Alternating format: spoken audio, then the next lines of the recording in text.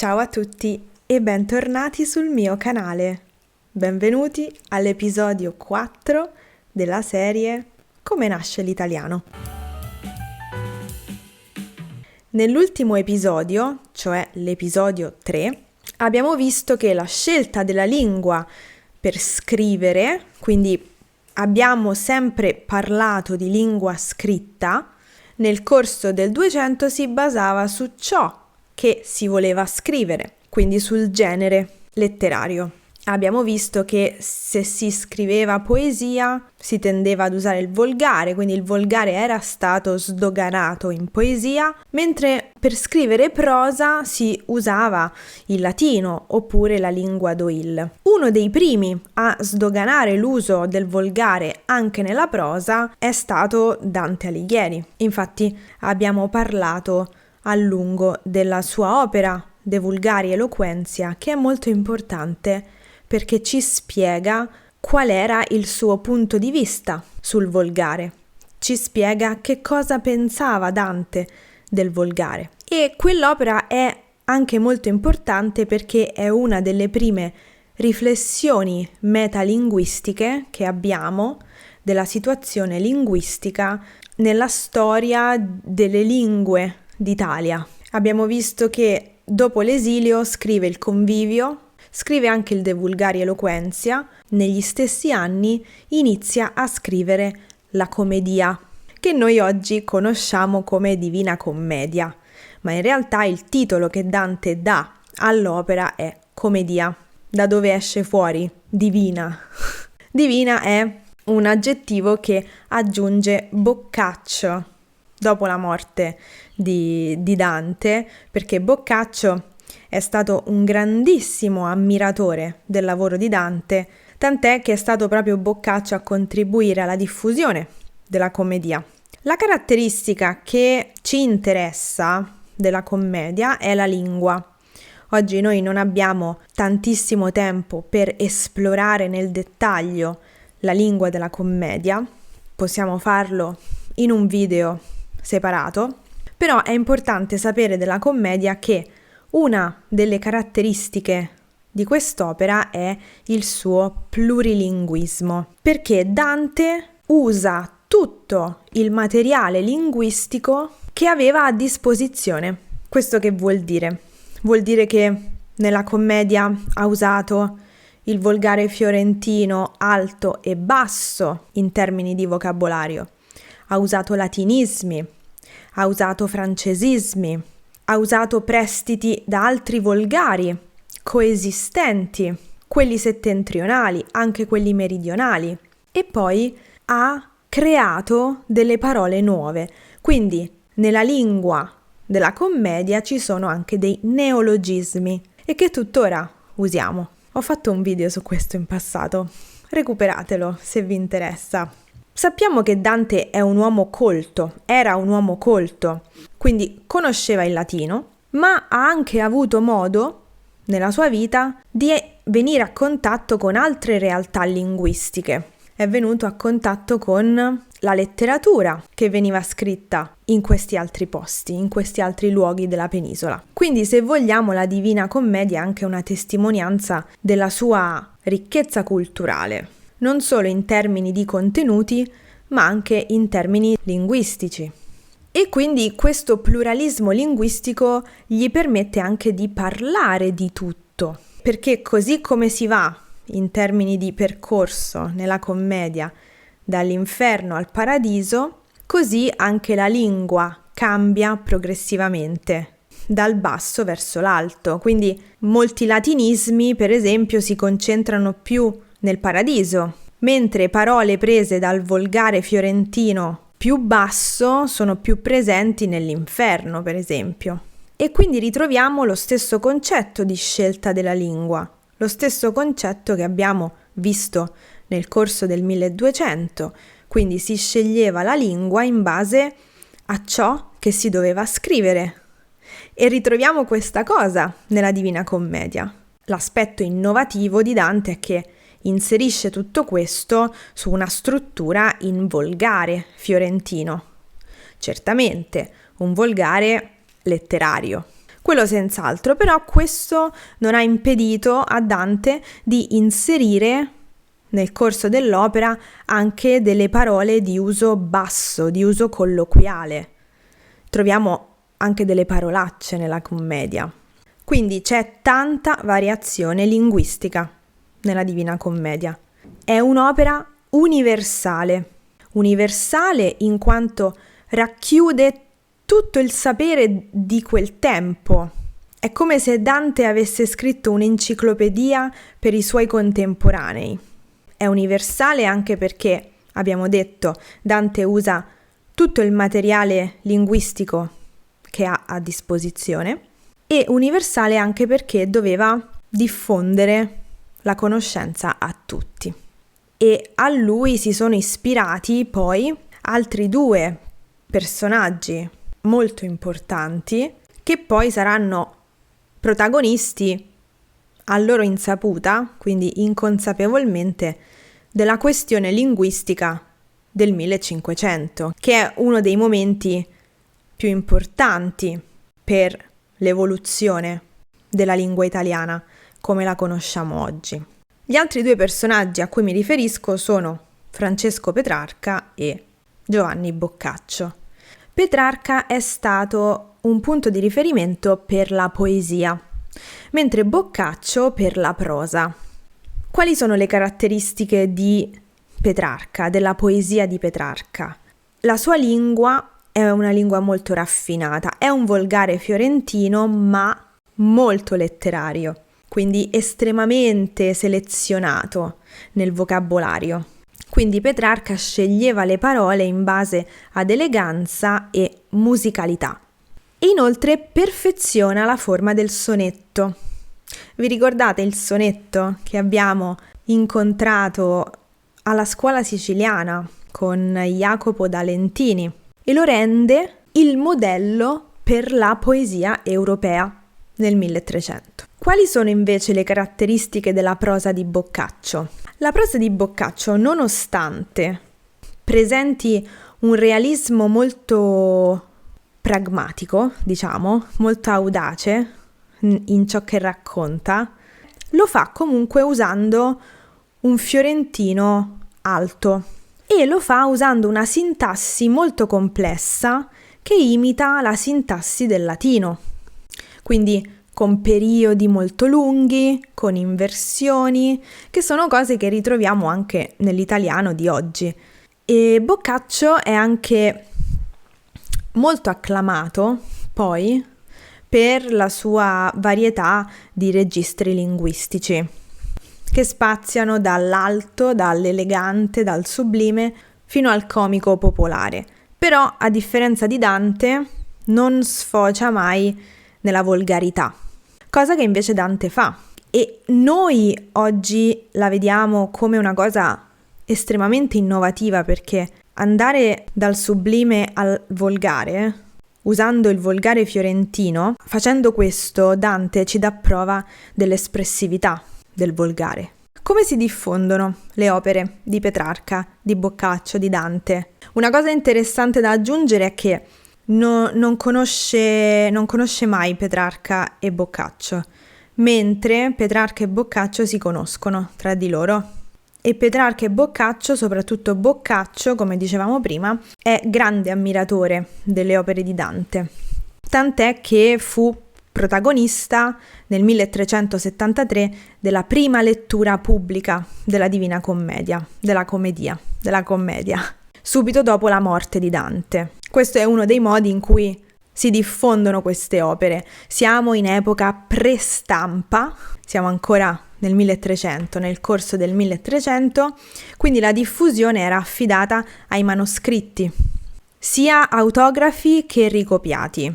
Dove venivano fatti circolare questi manoscritti? Tra i colti, quindi nei circoli dei colti, grazie a letture pubbliche, allo scambio di manoscritti tra intellettuali e grazie anche all'autopromozione. Noi sappiamo che Petrarca è stato un grande editore di se stesso, perché ricopiava le sue opere a mano e poi le diffondeva da solo. Non dimentichiamoci poi delle università ovviamente c'erano due grandi università nella penisola italiana a quel tempo, Bologna, Napoli, e poi c'erano anche le corti dei signori. Parlando di signorie e corti, dobbiamo un attimo concentrarci sulla situazione politica della penisola italiana e vedere molto brevemente quali sono i momenti importanti tra il 1300 e il 1500. Nel centro-nord, nel corso del 1300, c'è la trasformazione dei comuni in signorie a causa delle frequentissime lotte interne tra Guelfi e Ghibellini. I comuni non riescono più a sostenere queste lotte interne, non riescono a reprimerle, perciò un signore di una famiglia più prominente che viene in qualche modo spinto a prendere il controllo e quindi i comuni diventano signorie, perciò il potere decisionale non è più condiviso, ma passa in mano a un esponente, a una famiglia importante. Cosa succede invece nel sud? C'è l'unione del Regno di Napoli al Regno di Sicilia degli Aragonesi nel 1442. Nel 1453, dopo la caduta di Costantinopoli, c'è timore nella penisola dell'espansionismo degli ottomani e quindi le varie potenze regionali che fino a quel momento si erano fatte la guerra per ovviamente espandersi e prendere il controllo di tantissimi territori, si fermano un attimo e dicono: beh, forse dobbiamo cessare le ostilità fra di noi e unirci contro la possibilità di un'espansione ottomana. Quindi che cosa succede? Nel 1454 Venezia e Milano, quindi la Repubblica di Venezia e il Ducato di Milano, firmano la pace di Lodi. E ovviamente questa pace viene anche sostenuta dalle altre potenze regionali. E l'anno successivo viene formata, quindi nel 1452, viene creata la Lega Italica, che è un'alleanza tra i 5 stati, le 5 potenze più importanti della penisola. Il Ducato di Milano, la Repubblica di Venezia, la Repubblica di Firenze, lo Stato Pontificio e il Regno di Napoli. L'obiettivo di questa Lega Italica era quella di terminare qualsiasi conflitto e risolvere i problemi futuri tramite la diplomazia.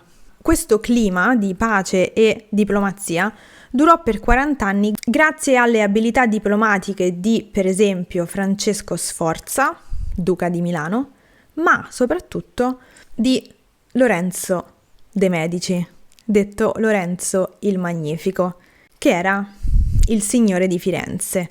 Firenze formalmente era la Repubblica di Firenze, ma in realtà la famiglia dei Medici era la famiglia che aveva in mano il potere. Lorenzo dei Medici è stato uno dei protagonisti della cultura fiorentina quattrocentesca.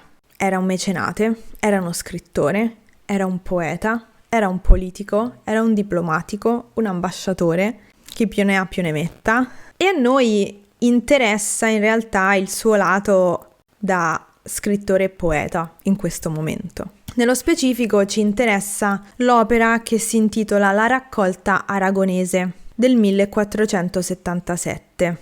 La raccolta aragonese è un compendio, un'antologia di rime in volgare, dalle origini, quindi dai poeti siciliani, fino a Dante e Petrarca.